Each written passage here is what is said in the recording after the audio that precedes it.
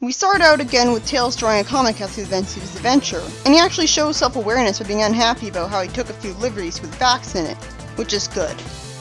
Okay, I'm confused here because in the video I got this footage from, well, I edited the footage together the way the review is, but I didn't see the so-called, the comic that this miniseries is so infamous for. Issue 2 and 3 of this Tails miniseries have a badly drawn comic with Tails glorifying himself worse than Sonic would, which includes an extremely muscular looking Tails. I don't really see the point of these segments, they're just there to have the artists intentionally draw badly for the sake of comedy value. So I'm not going to pay them much attention or act like they ruined the comic or something. It's also inexplicable that they're badly drawn when Tails drew the recap in issue 1 just fine. Or maybe he didn't draw the recap. And again, he's said to be a great artist in the Sonic It's a Ghost story. So, but yeah, I don't really have footage of that myself. And I think the fact that it was cut out from the video I found of the comic should say a lot about how much they actually matter. After a quick recap that wastes comic space, Tails reaches his destination thanks to the sea creatures that saved him earlier, and Eggman and Crocbot immediately find out about an intruder, with Crocbot deciding to try and deal with him. Of course, Tails gets bit by one of his robots immediately, and his tail ends up getting injured. At the very least, he's allowed to kick him while flying in the air for somewhat of a cool moment, but still, it seems that this miniseries so far is doing everything in its power to deny Tails of the right to be awesome. For a second time, we see Tails needing to get rescued by a group of other freedom fighters who have no personalities, with the only one who's distinct at all being the stereotypical. Though at that point, it's almost as if they realized how bland they were making new characters recently, and were trying too hard to make them memorable. But it just comes off as desperate and annoying, especially since he's just being useless by arbitrarily refusing to fight robots. Also, these characters have the classic problem of arbitrarily referring to each other by their names in dialogue. Don't you agree, Barbie Koala? I do indeed, Duck Bill. This always comes off as stilted, and it would have been more natural for us to learn their names by them telling their names to Tails, because obviously in real life we don't refer to people by their names that frequently. Tails has been saved for the second time by another group of freedom fighters, and this miniseries seems to have its entire plot revolve around teaching Tails the lesson that he needs the freedom fighters to save him all the time, and isn't capable on his own.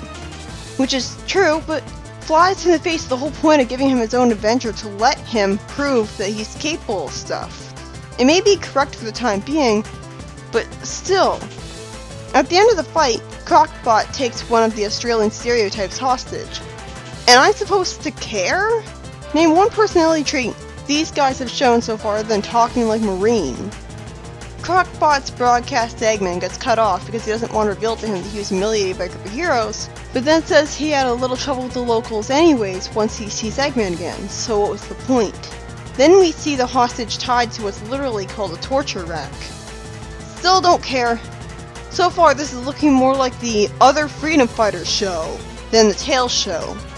Eggman removes the invisibility shield so that Crocbot would be able to guide it into his hangar, and Crocbot uses a long-range camera to conveniently see that the hostage's friends have found a Crocbot-style fortress, very similar to the last one they trashed. They discover Eggman's blimp above them, and the kangaroo guy tells them that Tails was muttering about that blimp as he was carrying him, and apparently his unconscious mutterings were enough to tell him that's an airship loaded with weapons and equipment for Crocbot. Bummer? That is not an appropriate response to the situation. That's about the level of Tails saying, "Whoa, that's harsh," after Eggman dropped a bunch of animals from high in the sky in Lost World. It rips you out of the immersion with its awfulness. Just like with Sally's trainees, the only distinctive character in the group has me hate him. It just feels out of place. At least Tails was able to be useful by his mere existence having them find out that they should really go after the blimp. But still, Tails finally wakes up full of injuries, being taken care of by the ancient walkers, and an echidna named Ather, and not Archimedes for some reason. That's right, the ancient walkers and an echidna guy who isn't Archimedes are in Down Under. Why? I don't know. They were on Angel Island last time we saw them. These guys sure get around. Do they have airplanes to take them here? Why the hell were they here? Why was Tails brought to them by the Australian guys? Why were they invading the Australian guys' secret base? Don't know. And the issue just ends. This certainly was a middle of the story issue.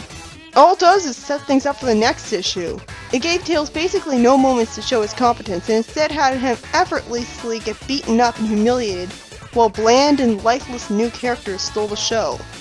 It should really go without saying that in a miniseries dedicated to a character, you make it about that character, doing competent things. This story was none of that. And it was written by Michael Gallagher, so you can't even blame Penders for this, like in the previous miniseries. At least the previous issue had Tails doing some really awesome things to make up for the fact that it basically had the same problems. This was just kind of boring, really. Reaffirming that Crockbot wants to be a villain of his own, which we already know, and introducing a bunch of Australian stereotypes and an out-of-place hippie. Again, the story doesn't make me really frustrated and stressed out like the Sonic Amnesia story or the James Bond parody, but it was disappointing. Tails just can't catch a break. And I can honestly say so far that I liked the Sally miniseries a lot better. I actually enjoyed that. This is just boring, but I'm still excited to see how the next issue will go.